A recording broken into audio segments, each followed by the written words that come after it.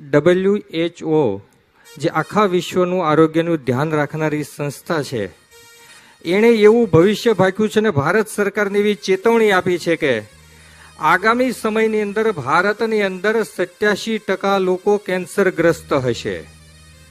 87%નો અર્થ એવો થાય કે ઘરમાં જો 5 વ્યક્તિ હોય તો 4.5 વ્યક્તિને કેન્સર થાય. વિચારો, 4.5 વ્યક્તિને. તો આપણે તંદુરસ્ત રહેવું હોય, આપણા પરિવારને તંદુરસ્ત રાખવો હોય, આપણા સગા સંબંધી મિત્રોને તંદુરસ્ત રાખવા હોય તો શું? બીજો ભયંકર એક રોગ એવો છે કે જે વિશ્વને ખતમ કરવા માટે આવી રહ્યો છે. એનું નામ છે અનફર્ટિલિટી, નપુંસકતા. આજના યુવક અને યુવતીઓ સંતાન પેદા કરવા માટે અસમર્થ થઈ રહ્યા છે. એનું પ્રમાણ 40%એ પહોંચવામાં છે. વિચારો, 40%એ પહોંચવામાં છે. આપણે આંખ નથી ઉઘડતી.